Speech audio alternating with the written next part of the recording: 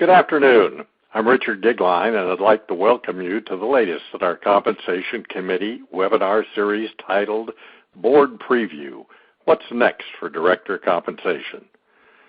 We know well that the scope of board and director responsibilities is expanding to include areas such as risk mitigation, cybersecurity, shareholder communication, and a broad corporate strategy development. With mounting pressures, directors are facing increasing time commitments and accountabilities, and the natural question is, how does that influence compensation? Each year, Perlmutter & Partners works closely with NACD to publish a highly anticipated annual report on director compensation. This looks closely at detailed data on the current range of corporate practices and pay programs that affect board structure and director pay levels. Today we are joined by two experts in this area, Jan Coors, Managing Director and Office Head from Perlmutter & Partners Chicago office, and her colleague, Brett Herron, the Vice President of the firm. They will review findings and analysis from this research, including year-over-year changes, and the most likely trends and issues in board pay for this upcoming proxy season. Well, before we begin, let me turn it over to Ronell Perry with NACD's education team for a few housekeeping announcements. Ronell? Thank you, Richard. Audience, you may submit questions and comments at any time, which will be answered through our experts as time permits. Please see the buttons below to access additional resources. Please click Download Presentation for a copy of today's slides. Slides are also available at perlmutter.com/what's next for director compensation. Also, you will automatically receive one NACD skill-specific credit for your participation. Credit may be applied to your NACD fellowship program. You can contact the email address on the screen for more information. And remember, the replay and slides will be available early next week at nacdonline.org/webinars and perlmutter.com. Janice, I'll turn it over to you. Great. Thanks, Ronell. And welcome, everybody. Thanks for making time in your day to join us for the review of director compensation. Before we dive into the data, let me start by some level setting around the group of companies that we look at and some overview demographics. Every year we look at a broad sample of 1,400 companies as part of this study. And as you'll see in the chart below, we group these companies into roughly even categories based on company revenue. So we divide the 1,400 companies into 5 different categories. The smallest of those categories are companies with revenues between $50 million and $500 million a year. We call that the micro group. The next category, the small category, is $500 million to $1 billion in revenues. Medium category is $1 billion to $2.5 billion. Large is $2.5 to $10 billion, and then a top 200, which are the largest 200 companies in the S&P 500, and they all have revenues in excess of $10 billion. Just as a reminder, this is data that's based on proxy statements and filings, so it is all public companies. There is no private company data. We do try very hard to have a nice cross-sampling of industries in all of the size groups, and we try where possible to keep the companies static from year to year so that the trends that we see in market data year over year don't reflect changes in the group of companies we look at. They really are reflective of changes to policies and practices among a standard group of companies. With that, if you can move to the next slide, Ronell. An overview of the demographics of that director population before we dive into the pay data. So a few things are interesting here on this chart. As you might expect, we continue to see companies increasingly go with declassified boards. Amongst the top 200 companies, declassified board is almost a universal standard. As you go down in company size, you see more companies still have classified boards. In the smallest group we looked at, the micro group, under 500 million in revenues, you still have about a 50-50 split between companies that have gone to an annual election declassified board versus companies that have a classified board, typically with 3-year terms. Median director age has stayed fairly constant year over year. Excuse me. Although interestingly, the next kind of set of data around mandatory retirement and director tenure, we've seen actually these two trends that we're seeing here are almost contradictory with one another, because we have seen a slight increase year over year in the number of companies that have instituted a mandatory retirement age. So the prevalence of that across all 5 categories, that prevalence has actually ticked up year over year. Mandatory retirement age being the way most companies force turnover within their boards. Very few companies have term limits here in the U.S. While that's a fairly common practice in outside of the U.S. as a means of forcing board renewal and board turnover. In the U.S., the trend or the practice has been more towards the use of mandatory retirement age. So on the one hand, we've seen those mandatory retirement ages continue to become more popular by a slight increase, and yet median director tenure has actually increased year over year instead of going down. You would think the logic would say, if I've got more and more companies that are requiring retirement, that in fact it would start to have the opposite effect on tenure, and we would start to see tenure drop. But in fact, tenure has also creeped up year over year. So I think those two, and the interplay between those two, will continue to be an interesting thing to watch as more and more companies are focused on this issue of board renewal, board turnover as a way to increase board diversity. Along those lines around board diversity, I am pleased to say, as you look at the boxes, the 15 grids on board gender diversity towards the bottom of this chart, that every single box has a number, a positive number in it now. And in fact, when you look at at the top 200 companies, every single top 200 company has at least one woman on the board.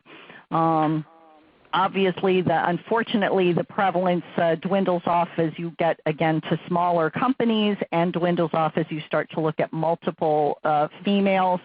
Let me just caveat this by saying I recognize that gender is not the only definition of diversity for boards or for management teams. It simply happens to be the one that is easiest for us to capture with public document data without having to go in and do a lot of manual searching. So it is the proxy that we use for broader diversity across this group of companies that we review. So anyway, some interesting things around the demographics. If you can switch to the next slide, we'll now Jan, dive in. Oh, sure. Jan, this is Richard. Before you move on, we do have one question I thought was sort of interesting. The question was basically, what's the impact if you used market cap as opposed to revenue as you look across these different kinds of grids? Do you think there'd be some significant difference between, the large revenue thing? I'm assuming there would not be, but. I'm going to let Brett weigh in on this one too. My gut is that you probably wouldn't see much difference. There's a rough correlation between revenue size, and market cap. I realize it's not perfect, but it's going to be close. So I'm not sure you would see different results in terms of how things trickle down or trickle up by size. The reason we look at revenues as a way to cut the data versus market cap is that we just find that revenues are a somewhat more constant number. Market cap can be pretty volatile. It's the way that we do it for when we look at competitive data for executive compensation as well. Brett, would you add anything to that conversation? Do you think that a market cap cut would show you different results? I think we get pretty similar answer. We look at revenue as a proxy for organizational complexity, and you tend to lose organizational complexity because market cap it can be so geared or linked to future market expectations that it doesn't necessarily reflect current complexity of the role of a director. So I don't think we get a very different answer than if we used market cap to filter the board pay data. Great. Thanks. Okay, so now you've all had a chance, while we've been chatting, you've all had a chance to look at this next chart. Let me just give you highlights. So this is total direct compensation year over year, and then for the past 2 years, but then shows you a history of percentage increases for the 5 different revenue size cuts. Just as a level setting, total direct compensation includes all cash retainers, meeting fees, annual equity awards, committee chair retainers, and we look at the total paid to all directors at a given company based on committee assignments and numbers of meetings and fees and equity, and then we take an average of all of those directors. So this represents an average director at each of those 1,400 companies and represents the median of those average directors. What you see in the data for 2014 is, again, another year for now the 4th year in a row since 2011, where by and large the year-over-year increases have been sort of mid-single digits. If you go all the way back to 2009, 2010, we saw a little sway in the market data. Coming off of the financial crisis in 2008, we actually saw decreases in average director comp in 2009. In some cases, that was just due to the decrease in equity grant values based on market valuations. In some cases, directors actually took haircuts on their cash comp in recognition of financial difficulties at their companies. In 2010, though, as the market started to rebound, we saw big increases in average director comp as those takeaways were kind of made up for, and then a normal annual increase was layered on. Since then, we've been back in the realm of mid-single digits, which is where director comp has historically kind of plodded along for the last couple of decades. You'll see in terms of size range, it goes from roughly $100,000 for the smallest category, so that under $500 million category, up to $250, $260 in average compensation for the Fortune 200. Next slide.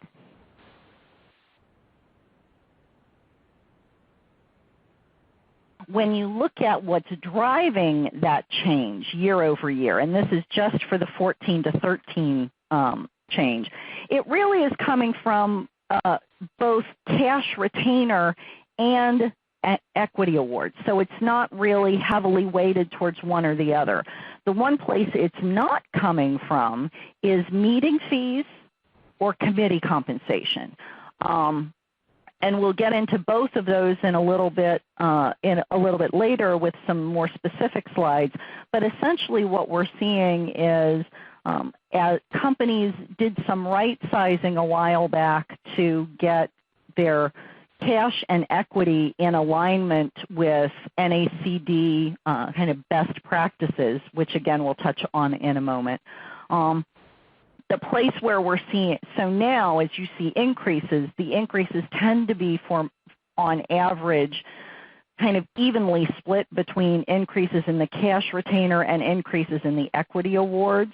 The one place where we do see companies making movement is taking money out of committee work and dumping it into the board retainer portion of compensation and taking money out of meeting fees and again putting it into the board retainer thing. So we're seeing a bit of a simplicity to director comp as companies try to simplify their compensation structure to now be just annual cash retainer, annual equity award, some leadership premiums for committee chair service or board leadership service, but almost a return to the past when all directors kind of made the same thing before we had audit committee differentials and comp committee differentials. You're seeing a return to a pre-Sarbanes-Oxley where directors all made roughly the same amount of money. So, interesting trends on that score. Next slide, please.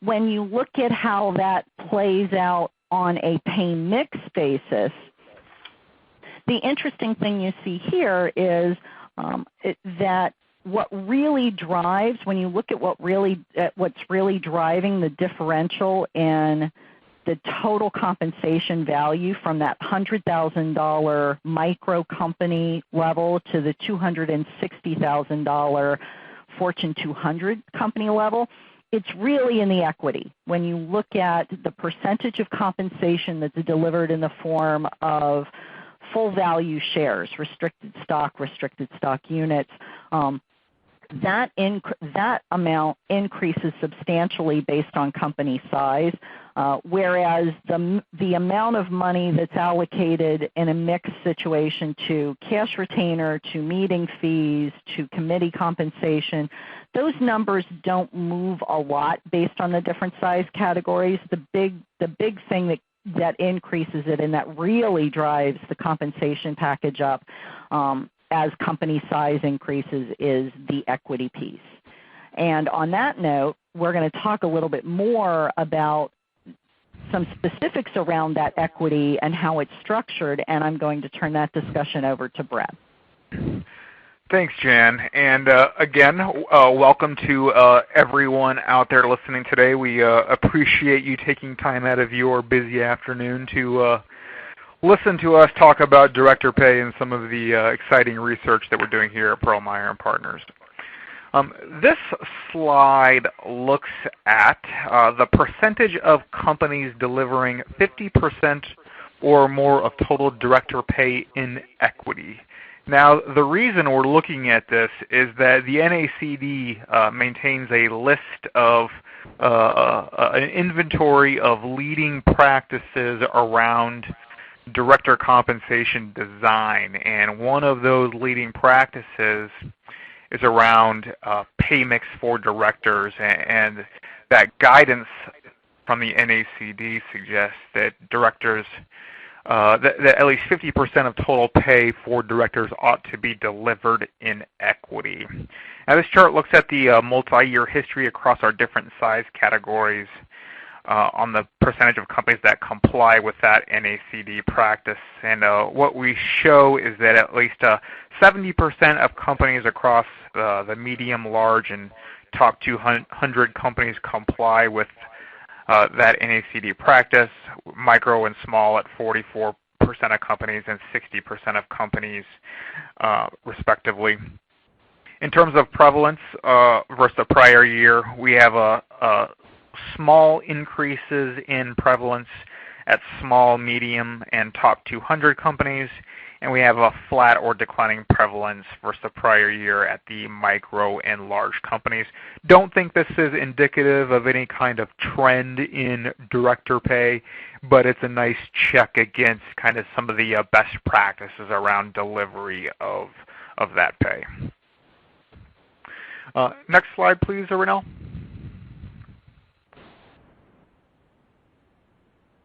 Thank you. This slide looks at the prevalence of full value shares and units versus stock options. And what this chart shows is that full value shares are heavily favored over options. Prevalence of full value shares relative to the prior year is up or flat, I think, at top 200. And we're showing the prevalence of stock options to be down across all size categories, with more meaningful declines in prevalence of options for the large and top 200 companies. Now, full value shares certainly remain the primary equity vehicle for most companies, as you can see. I think the general perspective on full value shares relative to options as a director pay equity vehicle are really around the idea that full value shares really creates a stronger alignment between the interests of directors and those of shareholders, and that full value shares are kind of more consistent with that notion of oversight and governance, which are really the foundation of the director's responsibilities. And the other thing driving the move toward full value shares over the past several years is obviously mandatory stock option expensing, which became effective back in 2005. Now, the movement and trend toward full value shares, really started to see that in the mid-2000s as option expensing became mandatory, and that trend of using full value shares for directors really accelerated over the late 2000s. The trend toward full value shares is somewhat slowing, though, at this rate. The use of full value shares at this point is pretty ubiquitous at the large and top 200 companies, and the prevalence of stock options is, fairly low. We don't expect stock options to permanently go away as a vehicle for director pay, particularly at companies that have historically relied on stock options for executive compensation.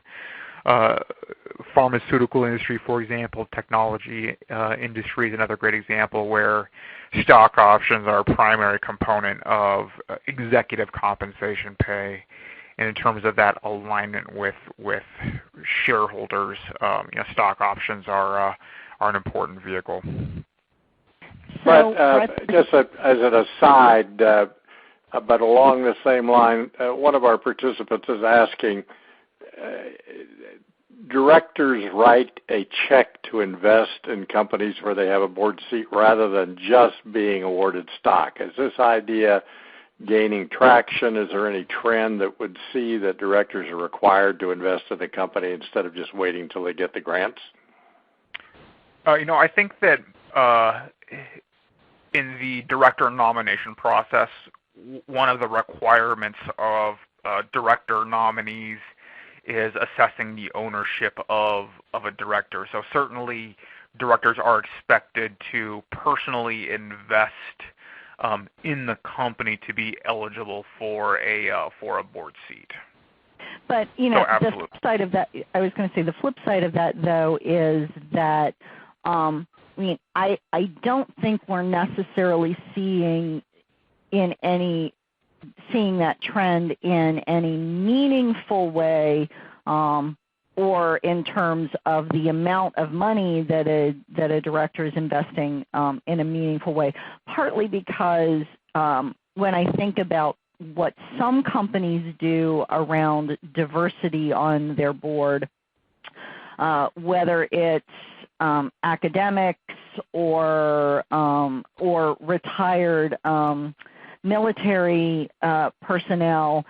You don't want to have wealth be a requirement for board service. So I think while I don't think it's a bad idea to ask a director to put their money where their mouth is, I would approach that, if I was advising a client, I would approach that with some caution in terms of how uniform or universal I would make that requirement. I would also approach it with some caution in terms of the level of investment I would require, because I wouldn't want to inadvertently disqualify people from board service who would otherwise be qualified and might bring a diverse perspective or opinion to the table. Good. Agreed. Yeah. When you do see those investment requirements for directors, that typically aren't very aggressive. It's just almost a nominal investment required to be considered for board service. So this slide you have up on your screen now looks at how equity is granted to directors. Now, what you can see, the first row in this chart looks at just the prevalence of equity compensation for directors. Almost 90% of companies in the micro category grant equity to directors, and more than 90% of companies in our other size categories grant equity to directors. The next couple of lines look at how that equity is granted. Fixed value refers to grants where the number of shares that are granted are adjusted at each grant date based on changes in the stock price, so that a fixed value or an equivalent value is delivered each year. Conversely, a fixed share grant is a type of grant where the number of shares granted is held constant. So as stock price changes, the value of that equity grant changes as well. When we look at this chart over the past few years, it's clear that boards increasingly favor fixed value awards. I think this is the second consecutive year now where the majority of companies in all size categories grant equity on a fixed value basis. Again, I think fixed value awards where the equivalent value is granted each year is consistent with the idea of governance, oversight, and stewardship, and that the value that a director brings to the table doesn't necessarily vary with changes in stock price, or in other words, a director's service isn't more or less valuable due to changes in stock price.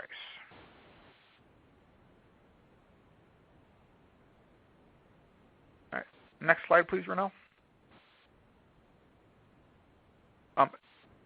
We begin to look at compensation for committee service on the next couple of slides. We're really focusing on the three standing committees that you tend to find within a publicly traded companies.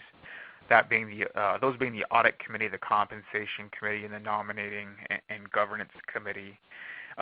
This chart looks at the change in committee meeting fee prevalence for chairs and members of those three standing committees. And what we basically see is that the prevalence of committee meeting fees went down across all of our size categories for chairs and members for the three standing committees. Again, Jan has touched on this trend a little bit. It's really around a couple of things. Board work is increasingly handled on a divide and conquer mentality. More work is done at the committee level. But we don't really see committees meeting any more frequently than they have in the past. I think just more work is done kind of outside of that formal committee meeting than they have in the past. The work of the board and committee is much more fluid than it used to be, and remote communications have become normal for many committees and boards. So that's what's really driving the decline in meeting fee prevalence. It also helps companies avoid having the discussion as to what constitutes a formal meeting and to what extent should a committee meeting fee be paid for maybe just a 15 or 20-minute conference call that deals with a single topic. By eliminating meeting fees, you avoid having those discussions. When we talk to clients about eliminating meeting fees, the follow-on question is always around, well, how do we replace that lost compensation? Companies are all, when they have this discussion around eliminating meeting fees, the question comes up, well, do we adjust committee service retainers, or do we adjust the board pay elements, maybe the annual cash retainer or the equity component of board pay? And we're going to come to that question on the following slide. Excuse me, Renell, can you move us forward? So this slide looks at the change in prevalence of any type of committee pay. So it's a bit of a mixed picture when we look at any type of committee pay, but I think there's probably more red numbers, declines, than there are increases in prevalence of committee pay. What that suggests is that more companies are making up for the elimination of committee meeting fees in the board pay element, so the board cash retainer or the board equity retainer. I think that's probably consistent with my experience as well in the discussions I have around director pay with my clients. Jan, do you have anything to add to that discussion around companies thinking about how they replace the lost compensation from elimination of meeting fees? Yeah, I think it's interesting when you think about eliminating meeting fees, because I think I sometimes see companies go through two different discussions around whether you're talking about board meetings versus committee meetings. Board meetings tend to be structured ahead of time. They tend to be scheduled. You tend to have a good sense of how many they're going to be. Absent some sort of unanticipated corporate event, you can predict them.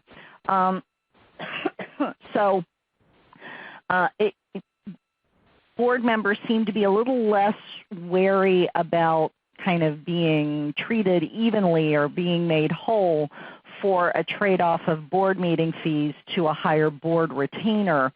Where you sometimes get into a more of a discussion around committee meeting fees is the sense that the committee work can be a little less predictable year over year, and so there's sometimes concern around whether or not you can really make somebody whole around committee fees that shift into either a board retainer or into a committee retainer. What I've seen some companies do is take an approach that says we are going to adopt a committee retainer, and so long as we have no more than X number of meetings a year, the committee retainer is in force.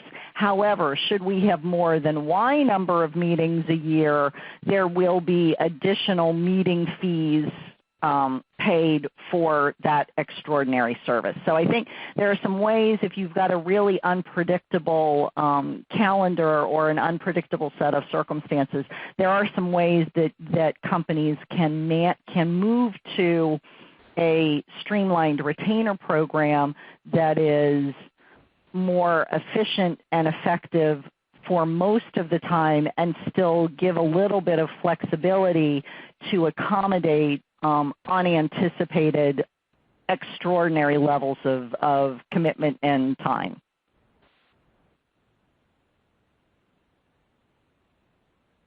Okay. Next page, please, Renell. Next slide. So this slide looks at total pay for chairs of our standing board committees. I think there's generally some universal agreement that the job of the audit committee chair is bigger than the chairs of the other standing committees, and the total pay information seems to confirm that. We see that the audit committee chair is paid a premium relative to the compensation committee chair, and the compensation committee chair is paid at a rate higher than the governance committee chair. And that's generally the same. We see that dynamic across all size categories. We'll also note on this page that we see that the audit chair, as well as the nominating governance chair at medium, large, and top 200 companies, are all paid pretty similarly, with compensation for the chairs at the small companies not that far behind. So we do see some convergence around total pay for those two chairs at a range of different sized companies. We do see more differentiation in compensation committee chair among the different size categories.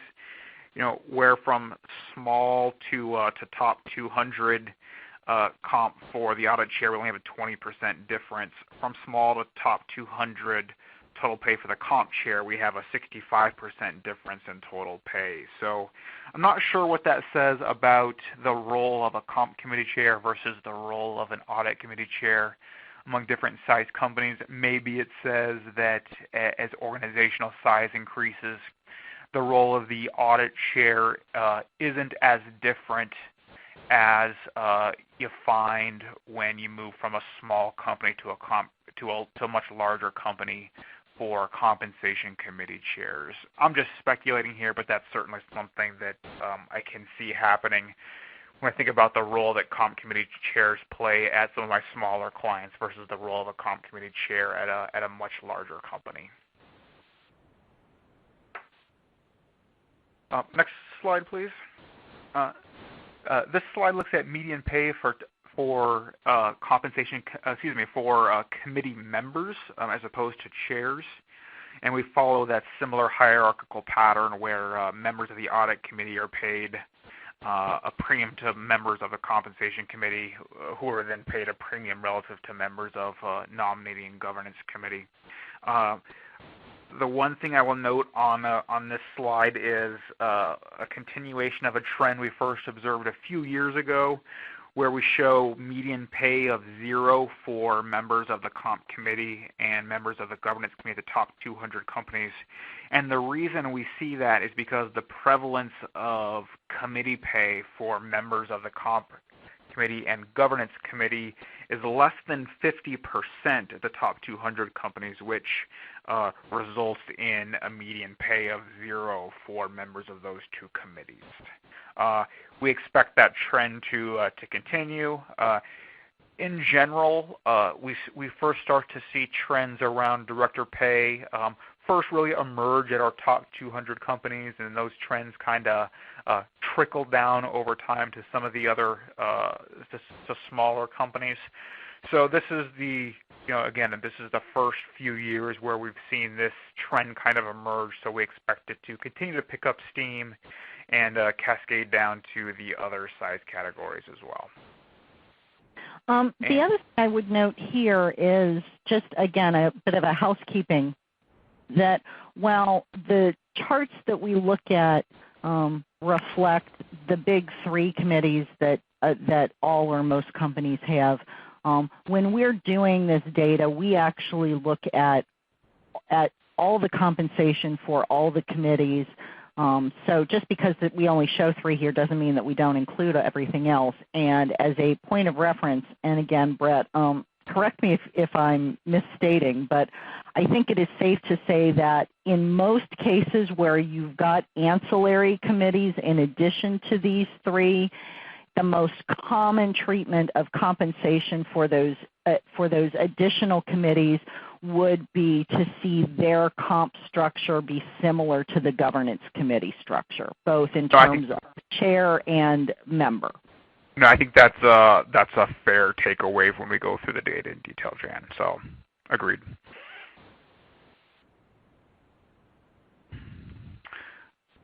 So, Ronell, I think if we move on to the next page, I think Jan's going to cover pay for board leadership. Okay, so now we're going to move off of the committee work, but focus on some additional leadership compensation. Over the past several years, we have seen an increased prevalence in both the existence of either a non-executive chair position or a lead director position. If the company has a combined chairman and CEO title, you'll see a lead director. When those positions first started to show themselves in any meaningful way, it was interesting that very few of them actually had any kind of premium compensation attached to them, particularly the lead director position. And where you did see compensation, the range of data was really so broad and wide as to make statistical trends fairly meaningless. We've started to see, as those roles become more prevalent and as the responsibilities become more defined, we started to see some more data, and the data now is in a form and a fashion that it starts to make sense, and you can actually use it as predictive information. Right now, as you look at this data, virtually everyone who's got a non-executive chair, if you look at the first column of data in this chart, virtually everyone that's got an executive chair pays some kind of a premium for that non-executive chair position.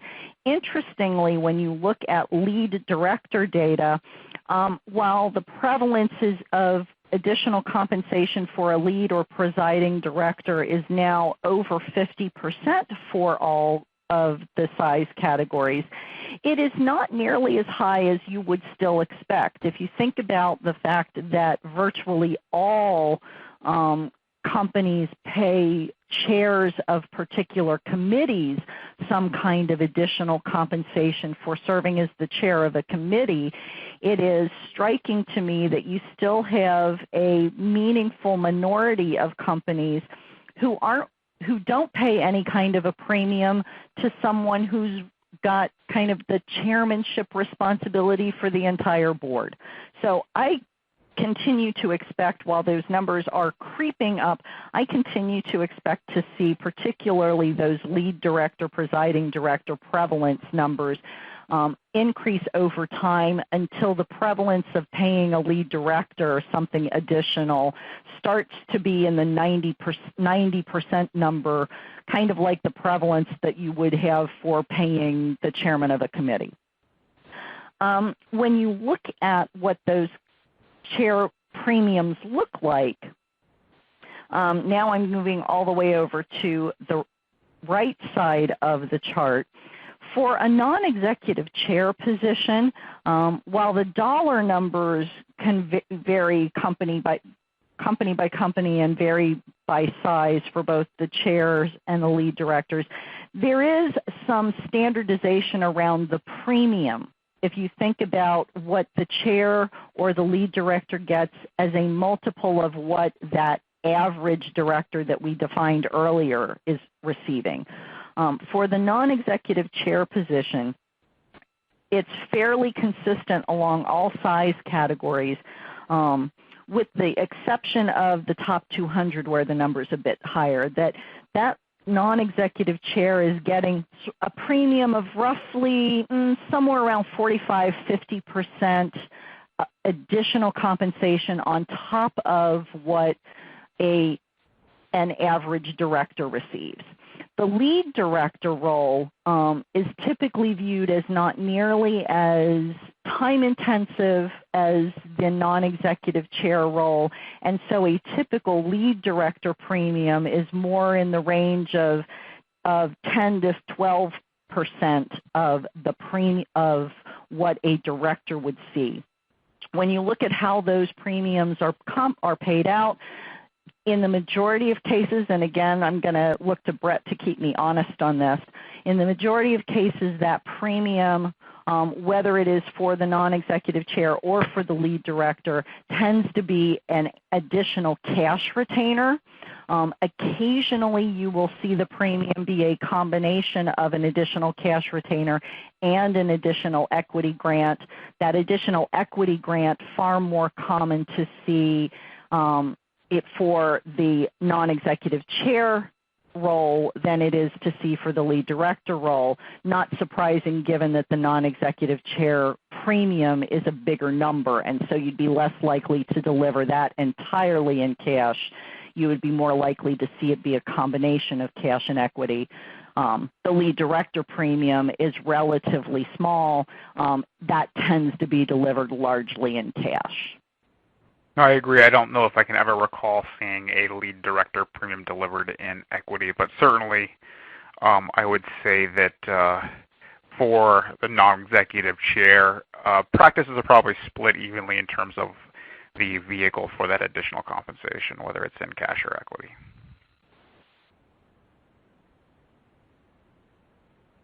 Next slide. I'll move now off of lead director board leadership compensation into the arena of equity ownership requirements.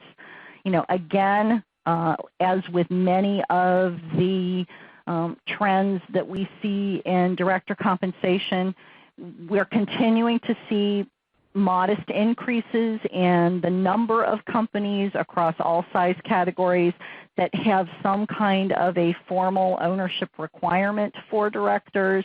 And again, as with many of the trends in the data that we've reviewed, the larger companies tend to be more likely to have ownership guidelines than smaller companies. Amongst the top 200, nearly 90% of the top 200 companies have some kind of ownership requirement for non-employee directors, whereas in the smallest group, those under 500 million companies, then the presence of an ownership requirement is less than 50%. When you look at how those ownership requirements are structured, the majority of them, regardless of company size, are structured as a multiple of the retainer. So a multiple of and it's typically a multiple of the board retainer. So one of the things that companies need to think about as they're looking at these trends, and companies that have meeting fees and are considering moving their eliminating meeting fees and increasing the board retainer, or companies that are considering eliminating committee compensation and moving that into the board retainer, should just understand the impact that the increase on the board retainer will have on the increased level of ownership that's required under the stock ownership guidelines. In my experience, most directors, once they've gotten to the tenure that's at which the ownership requirement is in force, most directors already more than meet that ownership level anyway, so the increase in retainer probably doesn't impact your directors, but it is something to just consider, that as you make big shifts in your cash retainer, it will impact the ownership requirements for your directors if you are in fact one of the majority of companies that sets your ownership requirements in that way. The ownership requirements tend to fall into, tend to range from 3x to 5x. Those are median numbers, but my guess is if you did an array of the data, not only would that 3x to 5x range represent the market median, it would probably also represent the market 25th percentile and the market 75th percentile. There's a real convergence of retainer multiples in the area of director compensation. You don't see a lot of variation on the two extremes of that. We have a few companies that do set up their ownership requirements slightly differently. A minority of companies that have chosen to use a share-based guideline where you have to own a certain number of shares rather than a multiple, and or companies who have a dollar-based value. So you set a flat dollar ownership requirement that does not automatically increase as your cash retainer increases. So those are kind of the three structures we see. The other thing that we've put here on this chart at the bottom of this page is the increase, the number of companies that have some kind of a shareholding requirement.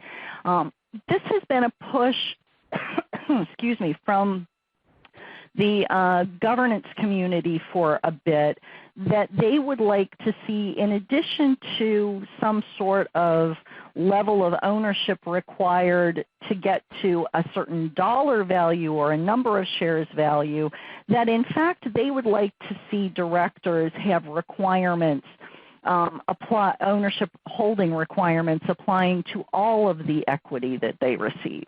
As you see from the prevalence here, not very many companies have adopted this, where in my experience, you'll see in the middle section that until or beyond retirement, where I see most companies adopt some kind of a more universal hold requirement beyond simply the meeting the ownership guidelines, it tends to be in that middle row. It tends to be where companies have said, in addition to just those flat ownership requirements, we actually require all of our directors to hold some portion of their equity until they are no longer serving as a board member. I don't very often see it go beyond retirement, but there's increasing talk in boardrooms around whether or not it should be to requirement. And then I think the issue comes into play as to whether or not it is really all of the equity, so you don't let a director diversify at all during their tenure, or whether it is just some percentage. But as you can see based on these numbers, it is still a minority practice, even amongst the Fortune 200, who are likely to get the most scrutiny from governance experts, as well as the most heat to try to adopt things like this. And even among those companies, it's only roughly a quarter of companies that have adopted some kind of a more universal equity holding requirement. Next slide. So our big takeaways, I think if I had to pick kind of three words to summarize what we're seeing in director compensation trends, it would be modest in terms of the size of year-over-year increases. We continue to see a trend where director compensation, unlike executive compensation, doesn't tend to change every year. Most companies, while they may look at their director compensation on an annual basis, tend to make more lumpy changes. So you'll see director comp get adjusted every 3 years or every 4 years. So the increases, when they happen, will tend to be meaningful, but in terms of how the market moves, it's moving in those mid-single digits. We don't see anything in the foreseeable future that changes that. My second word would be simple.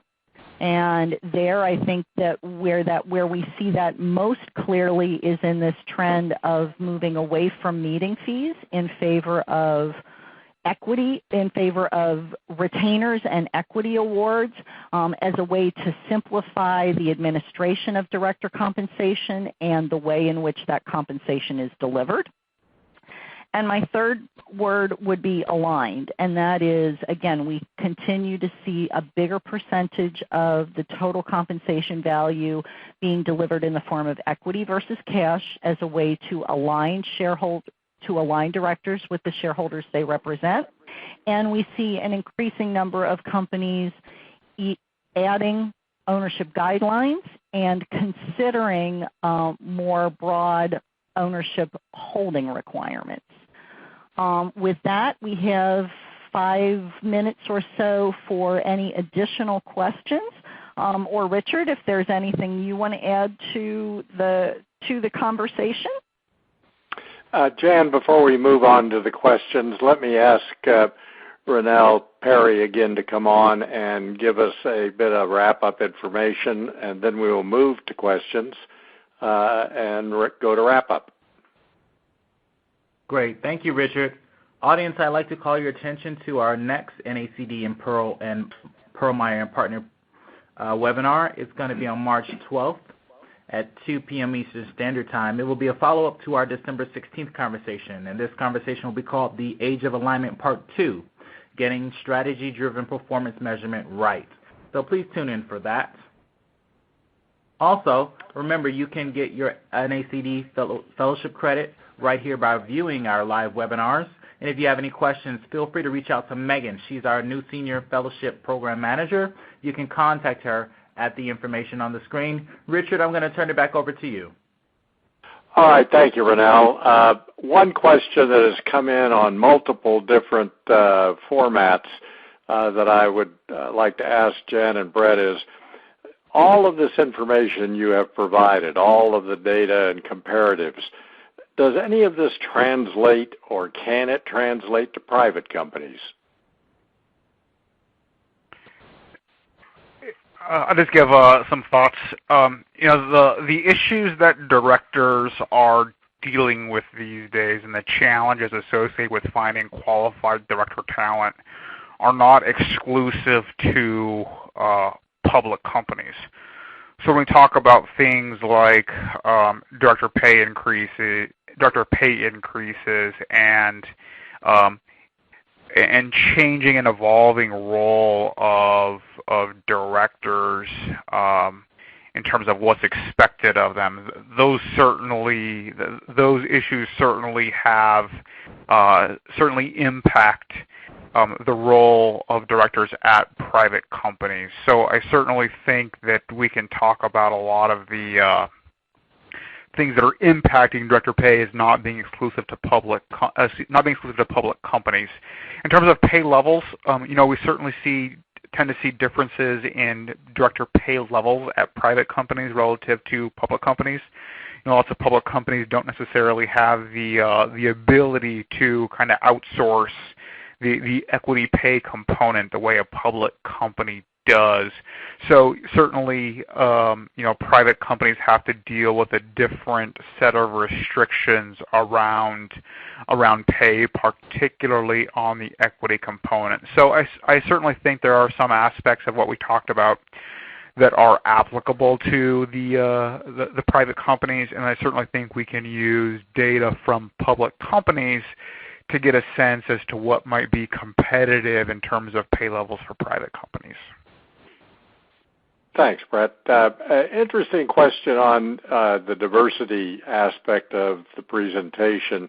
Is there any data on the percentage of new directors coming on boards that are female versus just the relationship of what's already there?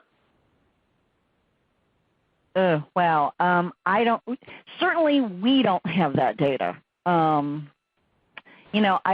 would imagine if you looked to organizations that track that specific issue a little more closely, organizations like Catalyst, I would think, or similar, my guess is that information exists, just not at our fingertips. I think it is, certainly the issue of not just what the absolute numbers are, but how those absolute numbers are trending is important. I will say that as you look at that box of prevalence data that we see, we have looked at that for 3 or 4 years now, and the numbers are increasing. So on a net basis, we are seeing the addition of new women directors in all those categories, but the numbers are not increasing dramatically. So year over year, you might see that in any one of those given 15 boxes, the percentage the percentage prevalence has gone up maybe 1, maybe 2%. I would add that. Go ahead. So I would just say I would add that I think that boards are a little bit more sensitive to concerns around board diversity. So I would think that we're certainly seeing new directors come on boards that represent more diversity than what has typically been found at the board level. Well, thank you, Jan and Brett. I really appreciate all of the work you put into this. We've run out of time. I do want the audience to know that we received a very robust number of questions and that those questions will be responded to directly from the Perlmeyer folks over the course of the next week or 10 days. And so, again, my thanks, and thanks to Perlmeyer in general and NACD.